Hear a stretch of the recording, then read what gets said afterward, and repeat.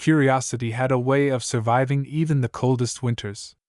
It flickered inside Elias McGraw that evening, small but stubborn, as he stepped out to secure the barn doors against the storm that had swallowed the horizon whole.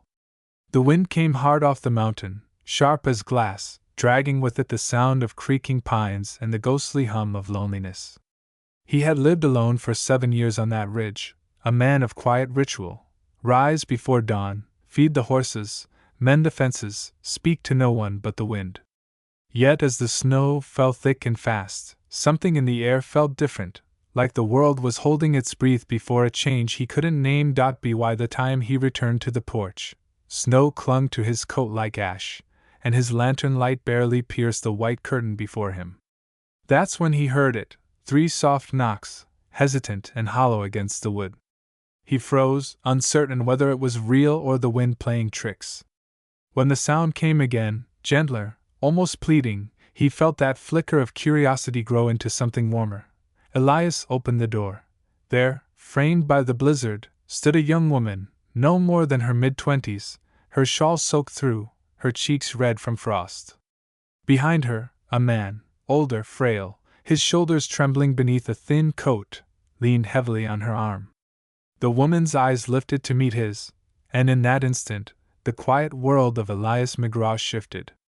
Her voice, soft and uneven, carried through the storm. "Please," she said, "we've been walking since morning. My father's sick. Can we stay for one night?"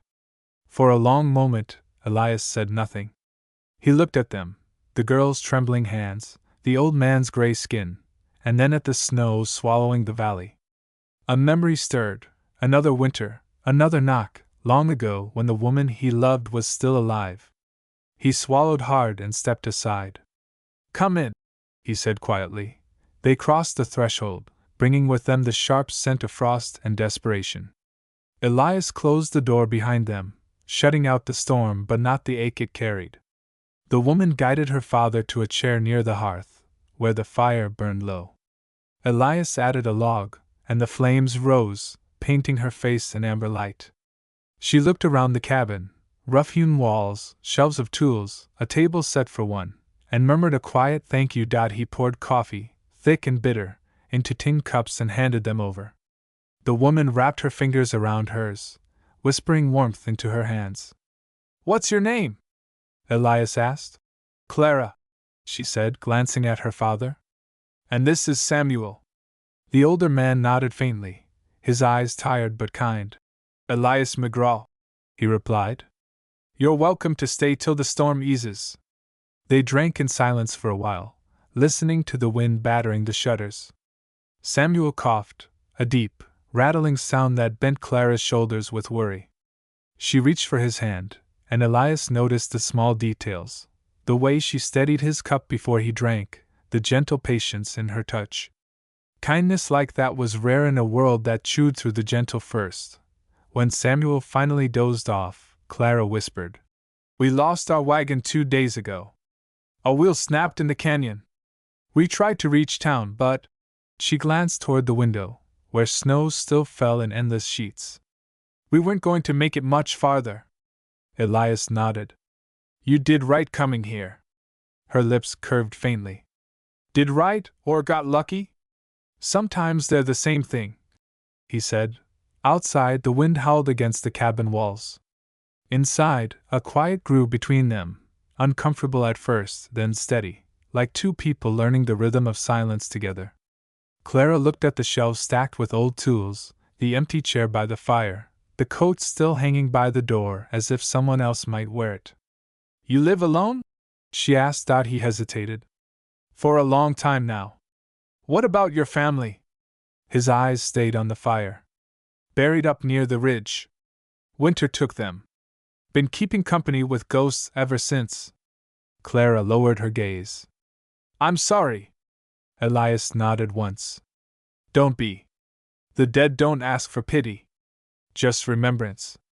The fire cracked softly. Her father stirred, murmuring her name in his sleep. She smoothed his hair, exhaustion settling on her face. "He's been sick for weeks," she said. "We were headed for a settlement near Clearwater." I thought maybe I could find work, cooking, sewing, something. Elias studied her quietly. Beneath the dirt and cold, there was a strength in her eyes that reminded him of early spring, fragile yet stubborn. You've done well keeping him alive this long, he said. Her smile was small but real. Sometimes that's all a person can do. When the flames began to fade, Elias stood. You can take the bed. I'll stay out here by the fire. She shook her head. No, please, I can. He raised a hand. Ain't no argument. You've walked through enough cold for one day. Their eyes met briefly, just long enough for gratitude to pass between them like a spark. Then she nodded, leading her father toward the small back room. The door closed softly, and Elias was alone again, though the cabin no longer felt empty. He sat by the fire until it burned low, staring at the light trembling on the floorboards. He tried to tell himself it was just another act of kindness, a favor to strangers who'd soon be gone.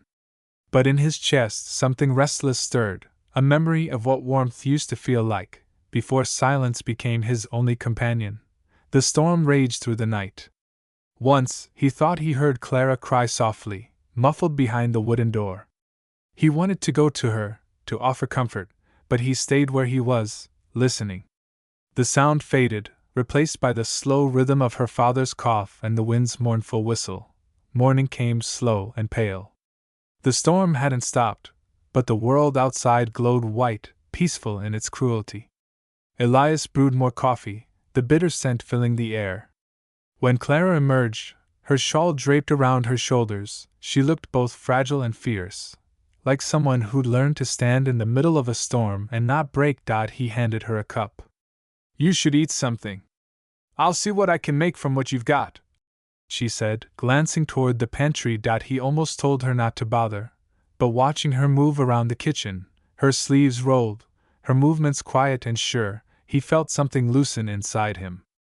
The sound of her humming, soft and unsure, filled the cabin with a kind of warmth he hadn't known he missed. By midday, Samuel was awake, sipping broth, color returning to his cheeks.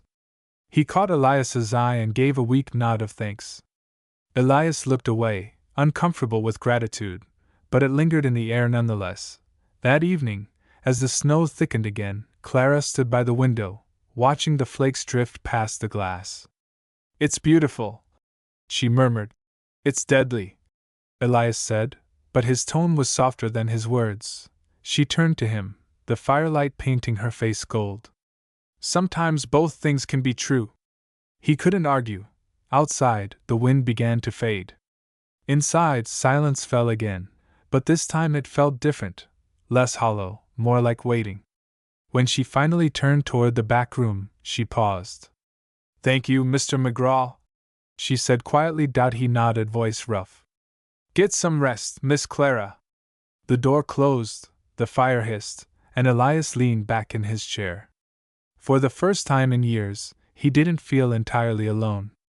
The snow kept falling, relentless and pure, but somewhere beneath its endless white, a seed of warmth had begun to stir. The morning after the storm broke, the world outside looked reborn. The snow had softened into a glittering quilt over the land, and smoke rose from the chimney like a ribbon of peace. Elias McGraw stepped onto the porch, boots sinking deep into the frost, and breathed in the sharp, clean air. For the first time in years, he felt the quiet wasn't hollow.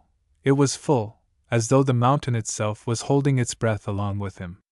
Inside, Clara moved about the kitchen, tending to her father's cough with gentle patience, her voice a whisper of comfort against the stillness. He watched her through the frosted window. She didn't know it, but her presence had rearranged something deep within him. The house no longer felt like a tomb, it felt like it might have a heartbeat again. Yet along with that warmth came a familiar unease, the fear of losing what he had not even dared to hope for. By midday, Samuel was worse. His breaths came shallow, his voice weak. Elias saddled his horse despite the bitter wind, determined to fetch medicine from the town. Clara protested, her voice cracking with worry. You'll freeze out there, she said. I've ridden through worse, he replied. But as he looked at her trembling hands, he added softly, Keep the fire going. I'll be back before dark. The ride was brutal. Snow still clung to the trail, and ice glittered like hidden glass beneath the drifts. Elias's scarf iced over with his breath, his fingers numb around the reins. He didn't think of danger, only of the image that had lodged itself in his chest, Clara, kneeling by her father's bedside, her face lit by firelight and fear. By the time he reached the small town, dusk had already begun to bleed into the sky. He found the apothecary shuttered, but Martha Langdon, the innkeeper, opened her door at his knock. "Lord Elias McGraw, you look half dead," she said, pressing a hand to her chest. "What fool thing drove you out in this cold?" "Need medicine," he said simply. "Old man sick. Staying at my ranch." Martha's brow arched. "You've taken in strangers?" He nodded. Her expression flickered with curiosity, then something sharper. "A young woman too, I heard? Folks'll talk, Elias. They always do." He met her gaze steadily. "Let them." She studied him for a long moment, then disappeared inside, returning with a small bundle of herbs and a flask of tonic. "For fever," she said. "And tell your guests, God help them if they stay much longer. Snow like this don't let go easy." He thanked her, left a coin on the counter, and rode back through the dark, the wind slicing across his face. The trail vanished under fresh drifts, but he pressed on, driven by a force older than fear. When at last the light of the cabin came into view, faint through the storm, he felt something inside him unclench. Clara opened the door before he could knock. Her eyes widened when she saw the ice clinging to his coat. "You're frozen," she whispered. "I'm fine," he said, handing her the medicine. "How's your father?" Her eyes flickered toward the bed. "Resting. I wasn't sure you'd make it back." "Neither was I." He tried to smile, but his lips were numb. She helped him out of his coat, her hands brushing his arms lightly. The contact sent a warmth through him that had nothing to do with the fire. When she looked up, their eyes met, her gaze uncertain but steady, his filled with something he hadn't felt in years, belonging. Hours passed. Samuel's breathing eased after the medicine took hold. Exhaustion settled over the cabin like a heavy blanket. Elias sat by the fire, drying his gloves, while Clara dozed in the chair beside him, her head tipped forward. Her hair had come loose from its braid, strands glowing in the amber light. He thought of how easily she'd slipped into his world, quiet as snowfall, and how impossible it would be to forget her once she left. In the gray dawn that followed, Samuel was gone. Clara found him first.